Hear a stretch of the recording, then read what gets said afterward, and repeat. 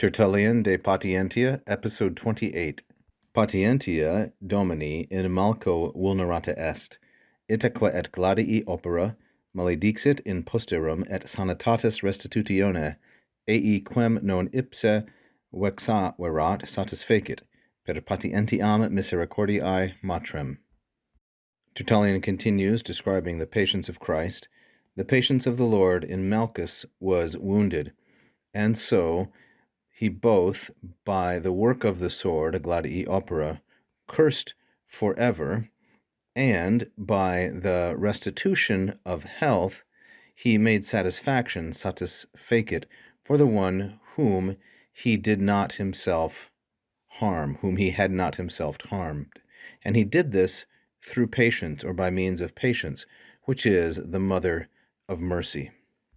So the translation here is pretty straightforward. The subject patientia is a feminine singular nominative. It's a first declension noun, and it's the subject of vulnerata est.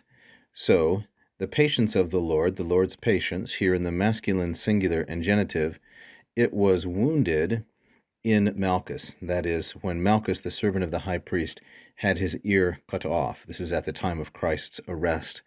And then we have an et gladii opera, and et sanitatis restitutione.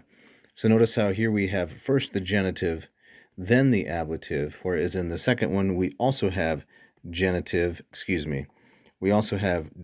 sanitatis, and then the ablative restitutione.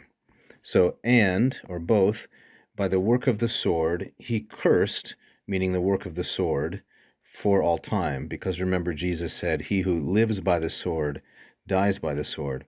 And secondly, by the restoration of health, meaning when he healed Malchus, the restoration of Malchus to health, he made satisfaction, satisfacit, for him, meaning Malchus, whom he had not himself, non ipse, harmed or wounded. In other words, Jesus restored the health of a man that was wounded by his disciple, by Peter. So we have the ablative of instrument here, opera, another one, restitutione, ablative of instrument. This is first declension, of course. Restitutione is a third declension. We have this prepositional phrase in posterum, and maledixit, a perfect tense, and satisfacit, also a perfect tense.